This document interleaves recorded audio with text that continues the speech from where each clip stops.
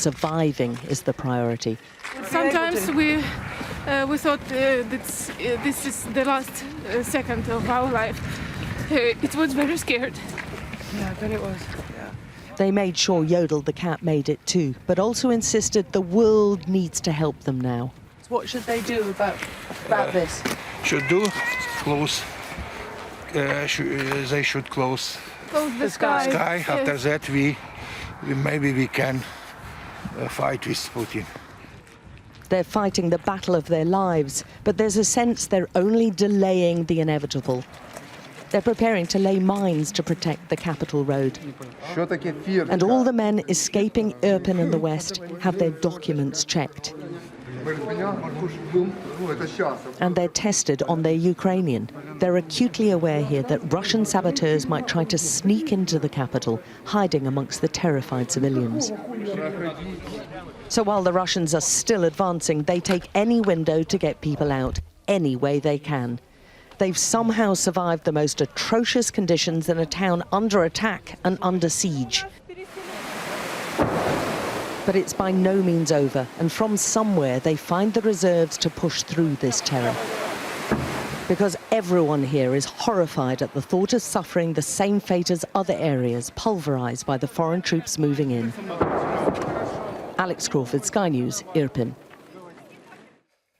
Well, we've had hundreds of questions from you about the war in Ukraine, and the security and defence analyst Michael Clark is here with me now to answer as many of them as we can. You're very welcome, Michael. Thank you very much indeed. The first question's going to come from me because we've just got a statement just in from the Polish Minister of Foreign Affairs. It's concerning the aircraft, the MiG aircraft that they have, and the discussion about letting the Ukrainian Air Force have them. This is what the Polish Minister of Foreign Affairs has had to say. The authorities of the Republic of Poland, after consultation between the President and the government, are ready to deploy immediately and free of charge all their MiG-29 jets to the Ramstein air base and place them, and here's the bit I want to ask you about, place them at the disposal of the government of the United States of America. This would be a deal then that involves the Americans replacing those aircraft if they're handed to the Ukrainians. One would assume so. If they go to Ramstein, that's a pretty big base. I mean, I haven't heard about this before, but that would be sensible. And the MiG-29s are aircraft that the Ukrainians can use. It's no point giving them other aircraft that they would need some time to refamiliarise themselves with. They'll know the MiG-29. And the MiG-29s they get from NATO will be the best big MiG-29s flying because they're Russian airframes that will have NATO avionics in them. So it's entirely sensible. One assumes then that the United States will compensate Poland in some way, but I mean, I think that's a discussion for another day. The main thing as far as NATO is concerned and the US is concerned is get some aircraft into the Ukrainian Air Force that they can use. And the MiG-29s it's not the best aircraft around at the moment, but it's better than nothing but in terms of what they're up against. But what about the Russian response? I mean, these placed at the disposal of the government of the United States of America, the leading member of NATO. How would the Russians interpret that? They can interpret it the way where they like. I mean, NATO has been giving arms openly to Ukraine. This is just another type of weapon. Giving it to the Americans to give to the Ukrainians is, in a way, is to say to Russia, if you want an argument about this, have it with Washington, don't have it with us. Mm-hmm. I mean, but if they were flying then originally from an American airbase, if they fly out of there, again, does that have a danger, a worry about expanding the theatre of war? Marginally. I mean, it's no different in principle to having British NLAW, the anti-tank weapons, sent by road into Ukraine, which we have done and we will do more of. This is a bit more obvious if you're flying. The main thing is to make sure that Ukrainian pilots who may come into Western Europe can find a safe way to take their aircraft into Ukraine, and they'll have to be a bit careful about that. They certainly won't advertise when they're going to do it or where and how, what routes they will use, but they will certainly give it a go, I'm sure. Well, let's stay with the issue of aircraft. The first question that we received today at Sky News, they say many hundreds of people getting in touch with us. This one's from Phil, asks, can the UN enforce an organised humanitarian corridor. There it is, from Phil, and that presumably would have to involve aircraft as well. And this is all involving this issue of a no-fly zone. Yes. I mean, the UN, if the UN tried to enforce it, then it would have to come through the Security Council for authorization. And Russia is on the Security Council with a veto, one of the 5 permanent members who can veto things, so the Russians would veto it. And remember, too, that if the UN, even if in some way the UN could authorize it, UN forces can't be pulled together quickly. They usually take weeks and months to come together, even in quite difficult circumstances. And the Ukrainians need a humanitarian corridor now, this next 10 days, 2 weeks. So it can't happen via the UN in any practical sense, even if it could be authorised. So it has to come from the negotiations that take place between the... Absolutely. The only way humanitarian corridors of any sort can take place is if the Russians are prepared to agree to corridors which are established locally by the forces who are there on the ground. Anyone else coming in from outside will need quite a lot of force, quite a lot of authorization, and even then it might go wrong. So it'd be very dangerous to do, even if it were practical. Well, let's address the no-fly zone head on. We've had so many people asking this. We've heard it from President Zelenskyy today. Again, we've heard it from many of those people that Alex was talking to, desperately trying to get away from the bombing. And this from Caroline says, why don't NATO introduce a no-fly zone over Ukraine for even a couple of days to get people out under humanitarian terms? So, you know, to enforce those humanitarian corridors. Yes. Again, practical problems is that any no-fly zone would involve effectively declaring war on Russian air defence assets, which are there in Ukraine, and some of those that are over the border in Belarus, which are on the border protecting Russian aircraft that are flying inside Ukraine. So there's a difficulty there. It would invite confrontation, military confrontation between NATO and Russia, which in principle would invite some sort of wider European conflict. The other thing is that although we can all try to think of obvious ways of doing this, the biggest suffering for the people of Ukraine is artillery. It's not aircraft. It's not Russian aircraft bombing them. It's Russian artillery and Russian rockets, neither of which are particularly accurate. And most people who are suffering from old-fashioned 1980s artillery shells. Well, just let me ask you about that air campaign. Is the Ukrainian Air Force still flying, still operation? Because one would have thought at the start of this conflict that the Russians would far outnumber and outgun them. They did. They should. I mean, they're more than twice the number in terms of aircraft. They've got all of the most modern technologies, and they haven't done it. What's interesting is at least half, about something like that, of the Ukrainian Air Force still seems to be operating, and they're doing pretty well. The Russians seem to have a real problem with their air campaign. They're not conducting any complex air operations. They're flying low and at night, which means they fear Ukrainian air defences, which have been really quite effective. So low and at night, and in ones and twos. They're not coming in big, complex formations where they can actually take out a whole area of Ukrainian forces or air defences. And so one of the dogs that hasn't barked in this process so far in the first 13 days is we say, where is the Russian Air Force? Why aren't they more effective? And military analysts we've been asking ourselves these questions. There are some answers. Russian pilots only train for about 100 hours a year. All NATO pilots train for well over 200 hours a year. They never train on complex operations. NATO pilots are constantly training on complex operations between the members of NATO. They go on these big multinational operations, British, German, Italian, and they train all the time for this sort of thing. The Russians don't. And so now they're being tested. It doesn't look as if they're doing terribly well. OK, let's move on. We've had an awful lot of questions about those chilling threats, overt or absolutely explicit, from President Putin about the threat of nuclear warfare. And John asks this. Could Russia use tactical nuclear weapons and or chemical weapons on Ukrainian forces, cities and civilians? And if so, would NATO intervene? So that's a specific question. We'll broaden that out, Michael. But from John there, could Russia use these so-called tactical nuclear weapons? I mean, that makes it sound like, they don't do very much. They do battlefield nuclear weapons, they're also called. They have huge explosive power, don't they? They do. I mean, even a 1 or 2 kiloton weapon is ferocious, is fearsome. I mean, Hiroshima and Nagasaki were 15 kilotons, which kills a city. And so battlefield nuclear weapons are sometimes a 1 kiloton, that's very small in nuclear terms, sometimes 5, sometimes 10. But you're talking about something up to Hiroshima's. And the Russians have tactical nuclear weapons right down to every level of their forces. Most of them are fairly small, and they have a doctrine to use them. Would they use them? I think that's very, very doubtful, because that would be the first use of nuclear weapons since their, we hope, only ever time to be used, which was August 1945. However, if they take another step up the ladder, if everything else is going wrong for them, and quite a lot is going wrong at the moment, if they take another step up the ladder, you might expect to see chemical weapons used, because they used them in Syria, for sure.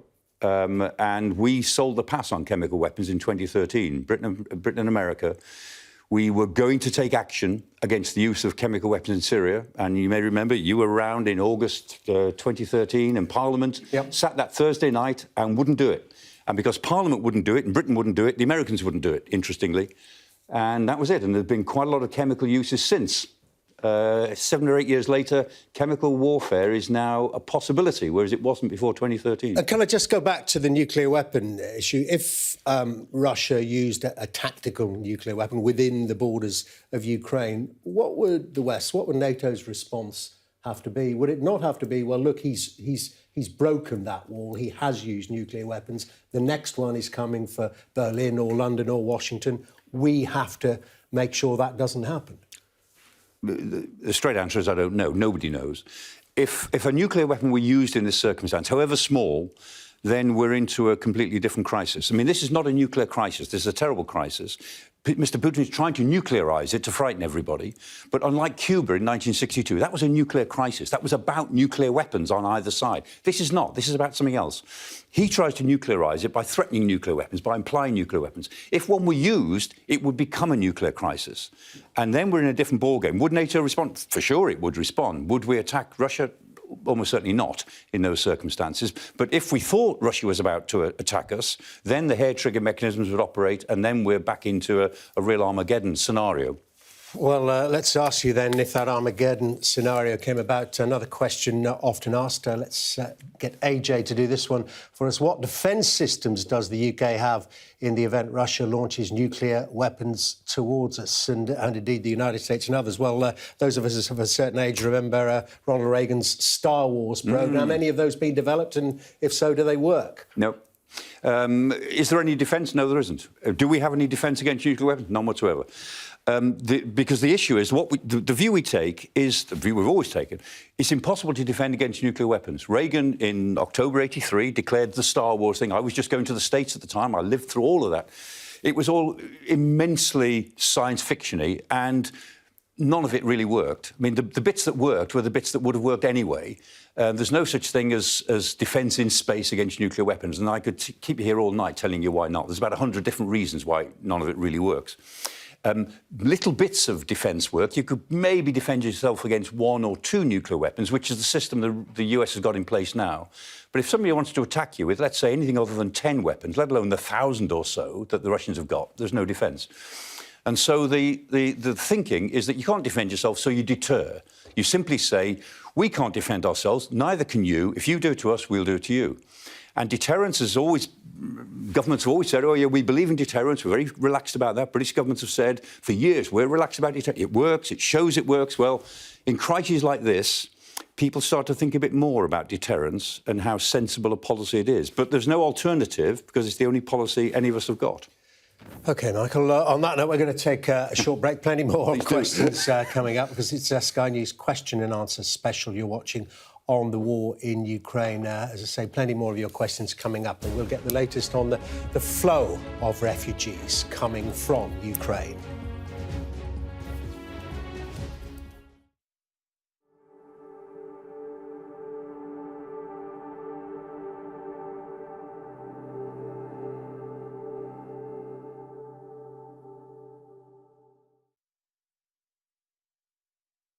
I am there to speak truth to power.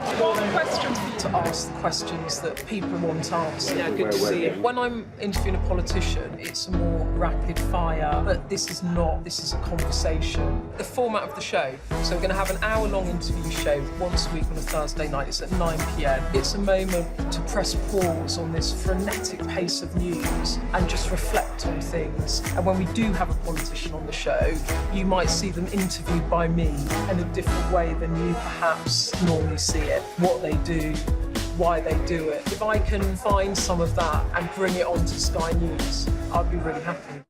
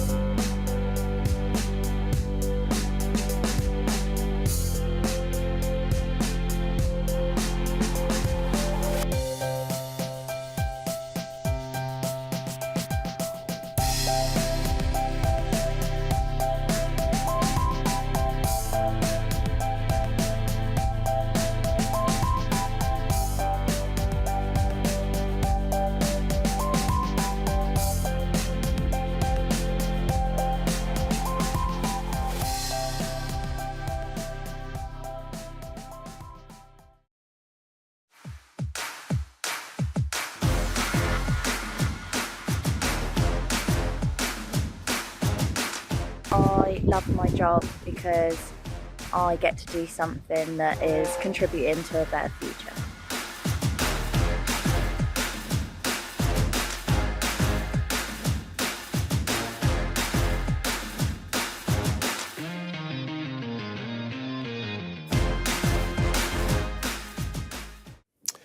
Well, now the Home Office has sparked anger after announcing it will create a pop-up visa application centre for Ukrainian refugees in the French city of Lille. That's about 70 miles inland from Calais. The French have accused the UK government of a lack of humanity after it emerged that hundreds of refugees arriving in Calais had been sent back to Paris to complete their paperwork. Labour and a number of Conservative backbenchers are urging the government to speed up the whole process for Ukrainians seeking sanctuary in the United Kingdom. Well, Sky's Laura Bundock is in Calais, and let's speak to her now then. And Laura, what have would-be refugees to the UK, what have they been saying to you in Calais?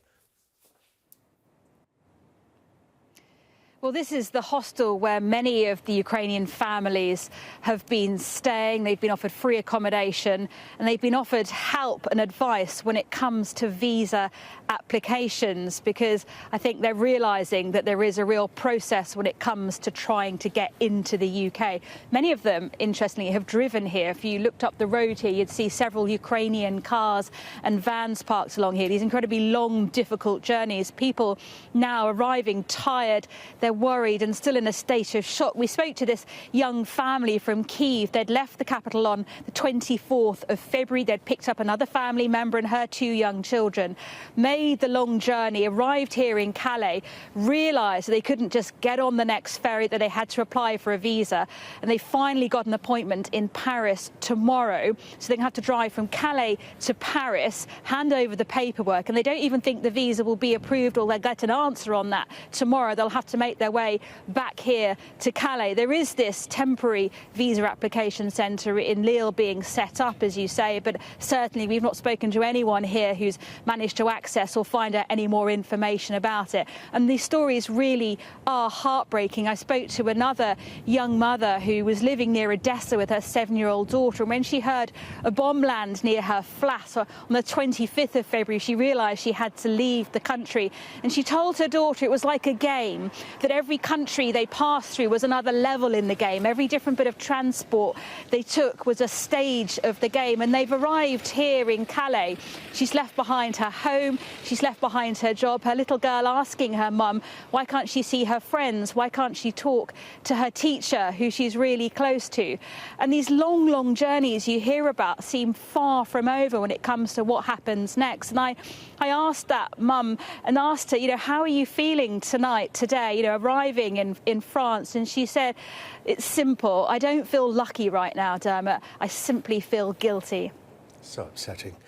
Laura, thank you very much indeed. Laura Bundock there in Calais for us. Well, let's put a question to Michael Clark about the UK's treatment of refugees through the questions you've been sending in. This one came from Christine, which is, why isn't the government, quite simple, why isn't the government helping the Ukrainian people? And Michael, of all the things that the UK seems to be getting right on the approach to Russia and Ukraine, this one doesn't look that way, does it? 300 refugees, we're told, accepted so far, compared to, well, hundreds of thousands in Poland, even 2,000 in Ireland. Yeah.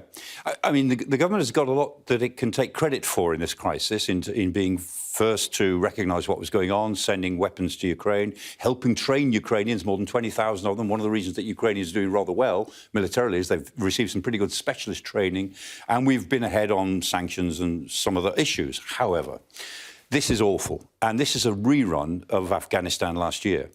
I mean, in Afghanistan last year, they had a year knowing that the Americans were going to pull out. And for that year, they did nothing other than a paper plan of what they were going to do about refugees, which were bound to happen. And when it happened, they were scrambling. And our performance last year, apart from the military performance, getting 10,000 people out, and they originally estimated only 3,000 would need to come out, 10,000 came out, it was a mess. And here we are again. British and American intelligence last December said what was going to happen. And they've been right in almost every single detail so far. And so the British government, of all governments, might have anticipated that there would be a refugee crisis. My students of years ago, if I'd given this to them as a problem, as I used to do, would have come up with this in 20 minutes. And here we are, scrambling for a response when we've had 4 months to think about it. And somebody else who knew it would happen must be President Putin. He's weaponising people, is he? Yeah. And this was obviously the case. I mean, this is the way the Russians do things. They did it in Chechnya, they did it in Syria. They know that civilian populations are part of the war plan. And that sounds a cruel thing to do, and it's a very hard thing for people like me to say. And a lot of people say, oh, no, you're just being very anti-Russian. But if you look at the way the Russians think about warfare, it is really different to the way the West thinks about warfare. And sure, the West has been responsible for civilian deaths in Afghanistan and Iraq, but it's never deliberate. It's sometimes negligent. It's usually a mistake, and it's always a big attempt to actually avoid civilian suffering, even though they don't get it right a lot of the time, or some of the time.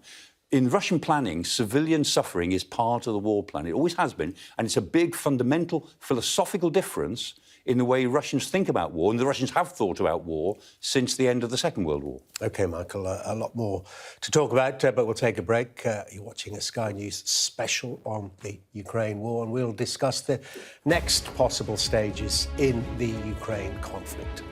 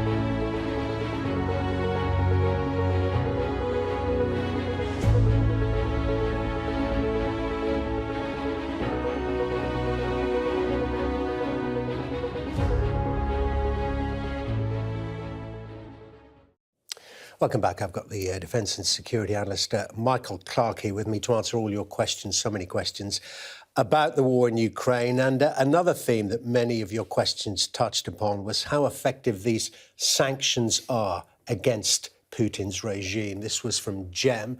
Says, do you think these sanctions that are imposed on Russia are making a difference? Well, we need an economist as well here, Michael, but are they? Because they're mainly economic. I mean, they're coming in many forms, and the latest is this issue of Russian oil. But clearly the squeeze is on. Absolutely. And the sanctions that are making a difference are the ones that the government are not taking, or the government are not responsible for, because the government have set off a series of sanctions, and so have other governments. The EU has done really well on this one. We're doing OK, but again, we're taking it a bit slowly. However, the sanctions that really matter are the private sanctions. All the companies that are pulling out of Russia, the F1, the Premier League, all of the organisations that are saying we don't want to be toxically connected to this country. And so there's a sense of the international pariah status, which President Putin has got, is now encouraging the commercial world to pull out because they don't want to have to justify to their shareholders why they seem to be complicit in what is a series of daily war crimes going on the European continent. So Russia's, in a way, gone back to, I don't know, the pre-Gorbachev era. Absolutely. It would be very isolated.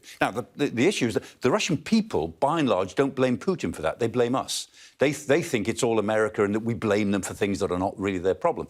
But the middle classes know, the oligarchs know what the score is. And they understand that Russia is being isolated from the rest of the world by this. So, yes, sanctions are important. They won't change Putin's mind, but they create a political crisis in Russia, which is already well underway. Putin's got himself a real political crisis to deal with. Oh, and just what about the simple denial of funds? This war must be costing, what, some estimates, $1 billion a day or more. This is very expensive to prosecute. It is, except that Putin, he's making a profit on this war because the war itself has pushed up energy prices so high that every day we send Russia $700 million the West. That's $3.5 billion a week in energy money.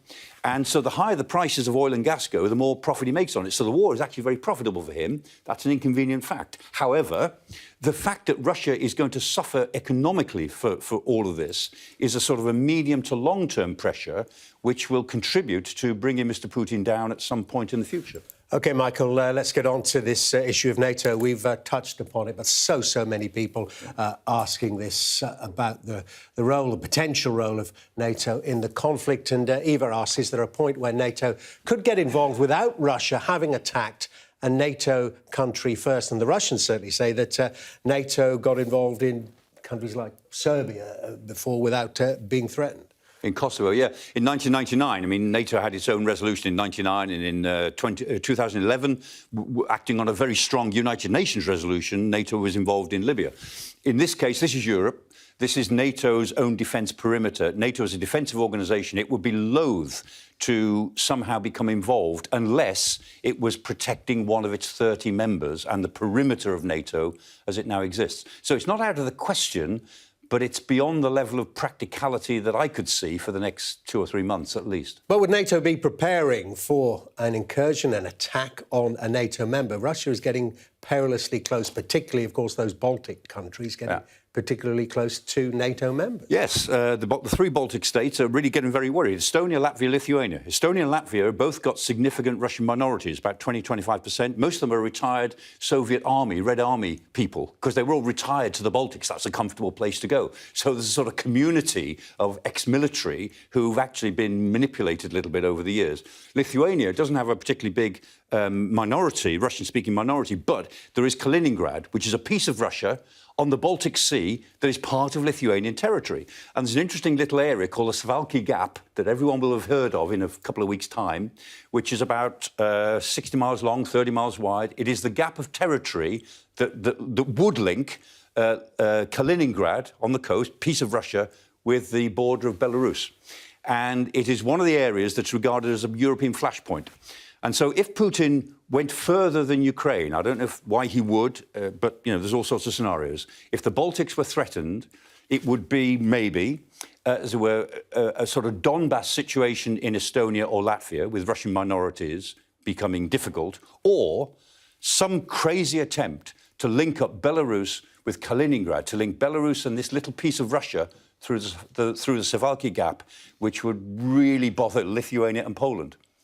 Tectonic plates moving. Another NATO question, this one from John. He asks, if we can't send in NATO forces, this is a clever one, why not send peacekeeping forces from a non-NATO country? Nearby there aren't too many. Finland, Sweden. Turkish forces often get asked to go and do peacekeeping duties, but remember, peacekeeping forces only go when there's a peace to keep. No sensible country sends its forces into a war zone to separate the sides because they just get obliterated. If there were a peace and then a peace to keep, then UN forces might be developed or deployed, or independent forces. But even so, getting peacekeeping forces together isn't easy. A lot of countries with not very capable forces do it because they used to get, I'm not sure what the current figure is, but it used to be $1,000 per man per month. And a lot of them did it because it was a way of paying for their militaries. So you get forces from all over the world who just send infantry. I mean, a lot of Nigerian infantry turned up in Bosnia without uniforms, without any winter stuff. And the UN had to supply them with equipment. So a lot of countries send forces for the sake of sending forces to get $1,000 per man per month. UN peacekeeping forces, some of them do a very, very good job and a very brave job. Some of them don't. So I see, but at the moment, given that there's one, no peace to keep. There's one and there's only one aggressor, Russia would regard anyone who enters that field as part of the... If a peacekeeping force is feasible, it'll be in several months' time. OK, well, let's focus now on some of your questions about specific flashpoints in the conflict. We've touched on the Baltics. Darren asks, how likely is Russia to take Odessa, and how big a blow would the loss of it be to Ukraine? Now, Odessa, that huge port in the south, not too very far away from Crimea, it's seen as one of the key targets, we imagine, for Russia. How big a blow would it be? Yeah, a big blow. I mean, Odessa, and Odessa is the historic port. You know, Catherine the Great's great. She built it. It's a great cosmopolitan port. It's like Marseille. They say it's all the criminals and dealers, and if you can think about it, somebody in Odessa will sell it to you. It's that sort of place. Very independent. Was never sort of very pro-Kiev. It was all very, you know, we are Odessans. That's what they said. They're very, very Ukrainian now. In 2014, when Crimea was seized, a lot of people in Odessa quite liked the idea. They were quite Russian, pro-Russian. They're not now. And Odessa, the mayor of Odessa has said, like other mayors, I will make this place into a new Stalingrad. And the importance of Odessa is that because it's the port, and with Chernomorsk, which is just about 15 kilometres, 20 kilometres down the coast, that's the commercial port. Right. Odessa and Chernomorsk, between them, carry about 70% of all of the trade from Ukraine to the Black Sea and therefore to the outside world. And so grain, bulk goods, all the stuff that Ukraine sends to the world, including grain to China. I mean, its biggest customer for grain is China. If that grain doesn't get out, world food prices all go up. So Odessa and Chernomorsk are very important targets. However, I think the Odessans they're digging in pretty solidly. The Ukrainians are moving their best reserves to Odessa. They intend to make a stand. And at the moment, they're fighting at Mykolaiv, which is a little way away. And unless the Russians can take Mykolaiv, then they can't get to Odessa. If that fight at Mykolaiv, it's gone back and forth in the last 48 hours. If the Russians get past Mykolaiv, which they might, they've then got to take on Odessa. But isn't Odessa vulnerable from the sea as well? Presumably the Russians have control of the waters. Yeah, they've got about 30 warships in the Black Sea, of which at least 6 are assault ships. And these assault ships are pretty big and they're quite powerful. And so there's a naval assault waiting to go in on Odessa. When the ground forces get there, I sometimes smile because they've been waiting a while. And all these troops on the ships are getting pretty fed up at sort of drifting around, doing nothing very much. There is also a possibility of an attack on the other side of Odessa from the west, from Russian troops who are over the border in Moldova, in the Transnistria district. So it's possible that Odessa could be attacked from east, west and south by the sea. It won't be a comfortable position to be in, but the Odessans at the moment are determined not to roll over.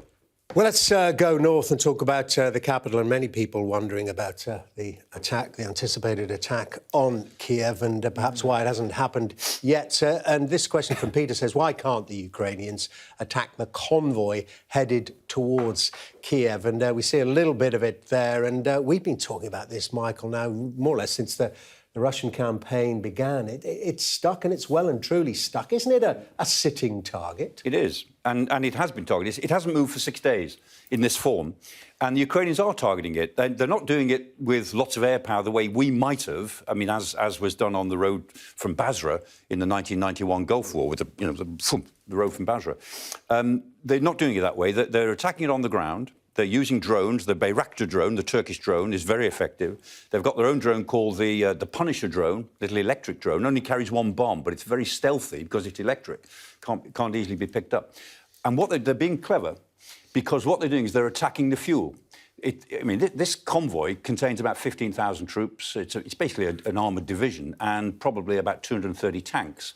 They're not attacking the tanks, they're attacking the fuel, because the convoy's run out of fuel. It's run out of quite a lot of other things as well. And what they are doing, they're holding it in place by denying it the ability to sort itself out. They're keeping the traffic jam jammed. And latest information is this convoy is trying to decongest from the back. They're trying to actually back up to create a bit of space. Not doing very well. What does it tell us, though, about the state of Russian equipment as well? Some of it that we've seen, some of the stuff that the Ukrainians have blown up looks pretty old, looks pretty dilapidated, and some of it doesn't even look military. Yes. The latest figures I was checking before I came, the verifiable figures from independent sources, all with photographic evidence, the Russians have lost about 860 pieces of significant equipment, so tanks, armoured vehicles, artillery pieces. The Ukrainians have lost less than 250. Which they can ill afford. But the Russians have lost 860. I was doing some figures on this overnight. Of those 860 pieces of equipment the Russians have lost, about 60% of them have been abandoned or captured. Now, any side retreating, you would expect to lose some equipment, because you have to retreat, you have to leave the equipment behind, you try and blow it up, disable it, and you clear off. If you're attacking, you don't expect to have your equipment abandoned or captured, which indicates that Ukrainian counterattacks, local counterattacks, must be doing quite well. Well, that's abandon this much equipment unless they had to. That's the equipment. What about the personnel? We got this question from M asking how many Russian soldiers are being killed in Ukraine. Well, we don't entirely know, but the Russians, it was last week, wasn't it, said 498. Yeah. We know it's more than that. What's the estimate? Ukrainian sources today say 11,000. Verifiable figures outside that are closer to 10,000. Now, that's a lot in what, 2 weeks? Yeah, bear in mind that in Afghanistan, in 10 years, eight and a half years, the Russians lost 15,000 men in Afghanistan in 8.5, 9 years. 15,000. They've now lost 10,000 in 10 days in Ukraine. And that loss of 15,000 back in the 80s started to have a big effect on public opinion in the Soviet Union. So what effect 10,000 in 10 days will have, even though the Russian public don't hear much about this, mothers don't know what's happened to their sons. They don't know what's happened to these boys. And, of course, no bodies are being brought back because the Russians took crematoria with them, mobile crematoria, so that these bodies are being cremated where they fall. They're not being returned home. But their mothers will wonder where on earth they are. OK, Michael, we're going to take another break. We'll have much more on that very issue. What about the effect in Russia itself? You're watching Sky News tonight. And coming up, we will be discussing how President Putin might decide to end the war in Ukraine.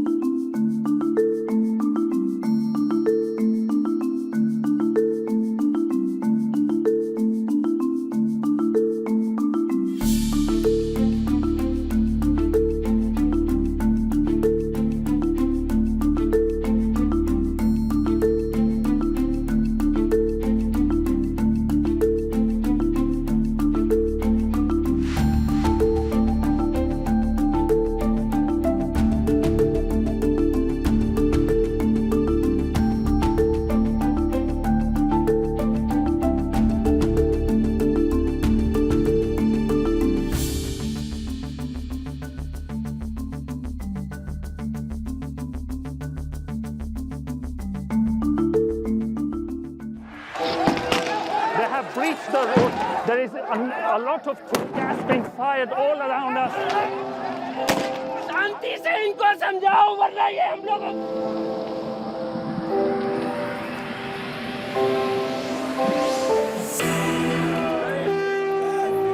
It is an absolute carnival kind of atmosphere out here for Prime Minister Modi's decisive victory.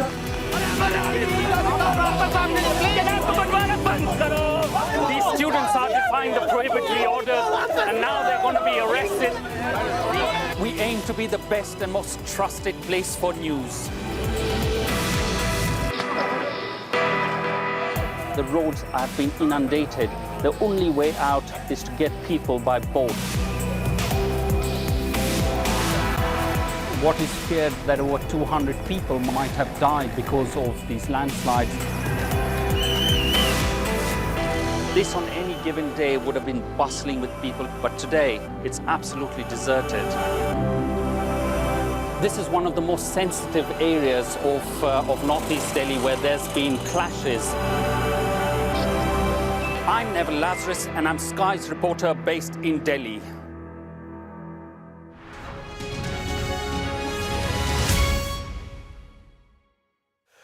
Welcome back to a Sky News Tonight special, because our security and defence analyst Michael Clark is with me to discuss some of your questions about where the conflict in Ukraine goes from here. Well, we've got this question to kick off this section, and this from Steve says, other than a full annexation of Ukraine, what are Putin's other viable exit strategies? Well, clearly that was the initial ambition. Not going to achieve that now. We can tell that because Putin's spokesman, Dmitry Peskov, said the other day, that they would accept Crimea and the Donbass, and yes, you don't join NATO. But that shows that their ambitions have dropped. Yes, it also shows that Putin and the people who are close to him, the 3 or 4 who he takes notice of, are all like 19th century politicians. They look at a map and say, well, we'll have this bit and this bit and this bit, as if the 21st century really never existed. Putin has gone for broke in Ukraine, and it's not clear what his sensible exit strategy could be. He may have an idea that there's a difference between east and west of the Dnieper, because east of the Dnieper cuts Ukraine in half, with a third to the east and 2/3 to the west. The third to the east is the more industrial populated areas, more Russian inclined in history, and more, more than half the population of Kharkiv and Mariupol, where they're fighting so fiercely, are ethnic Russians. More than half the population, and yet they're fighting fiercely for Ukraine. So he's completely underestimated all of that. However, he may think that east of the Dnieper is an area that he could control or even annex, and west of the Dnieper could be an area for a new Belarus, a new puppet government. He might go for that. The Ukrainians certainly wouldn't, and I don't think the world community would, but that might be in his... And this all depends on how the fighting is going. And I'm going to put you this question from Craig, which everyone is thinking, as I say, 13 days into this conflict, almost unimaginable that we'd be asking this question before it all started, given the size of the Russian forces that were amassed on the border there. And this is, how long can the Russian military run this operation, and what does a Russian occupation look like? And you've been talking about the attrition rate among their troops, among their equipment. Will they, if it stays like this, will they eventually run out of material, run out of people? At the moment, they're about to run out of available troops because they committed about 190,000 to this operation, and they're all now there. So they've maybe a couple of thousand held back, a few thousand, but not many. So they're more than 90% committed to this operation, and it looks as if they're bringing in more troops from the Far East with vehicles that are civilian vehicles. They seem to have run out of transport vehicles, and these trains are trundling across Russia at the moment. They'll take 4 or 5 days to arrive, and it looks as if they're all going to be in minivans of some sort. We'll see what develops on that. But the problem the Russians have got, in trying to occupy a country that doesn't want you there, every time you make a gain, you have to leave troops behind to protect it. You're not liberating people, so you can't keep... I mean, when the Allies liberated France in 1944, every time they liberated somewhere, they moved on. They moved on with their full force. They didn't need to leave people behind. Now, the Russians, in a sense, find that they've got 3 main axes of attack through Kiev, in the south, in Mariupol, to link up with the north, and in the west towards Odessa. And all of those lines of attack are now kind of running out of steam because they're having to leave so many troops behind, and they're not really in control. The one city that they've got is Kherson in the south, and they're not really in control of that either. OK, Michael, let's pull all this together, all we've discussed in this hour, and put the big question that is on everyone's lips, I suppose, and this from Roy. What are the chances of Putin being deposed in a coup. You've talked about the military setbacks, talked about the pressure that's on in terms of sanctions. We don't really know what the mood is amongst the oligarchs and amongst those that run Russia. But what's your assessment of the chances of him going? I think Putin's finished. That he'll either go quickly or it'll be maybe 2 or 3 years. Who knows? But so there's no way of telling that. But he is finished. Because this is a massive, massive strategic blunder. I mean, whatever you think about the morality of it and the rightness of it, the wrongness of it, it's a massive strategic blunder which puts Afghanistan and Iraq into the shade as strategic blunders go. There is no recovery from this. There's no way back for him. Now, there's not likely to be a popular revolution in Russia because there's no mechanism for it. And Putin is not that unpopular with ordinary Russian people out in central and eastern Russia. But the middle classes don't like him. The oligarchs are worried by him, and the oligarchs were happy to just carry on making money as long as he didn't interfere with what they wanted to do. And now he is interfering in a pretty big way with what they wanted to do. At some point, his fate will be Julius Caesar's, which it won't be necessarily a physical assassination, but somebody will put the knife in politically. When one person does, they'll all join in.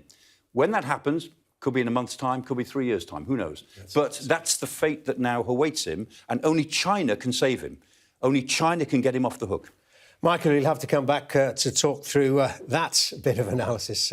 Michael Clarke, thank you so much for being with us and answering so many of those questions on the war in Ukraine. And you're watching Sky News tonight. Coming up in the next hour, we'll have plenty more as Ukraine's president makes history, being the first foreign leader to address the House of Commons.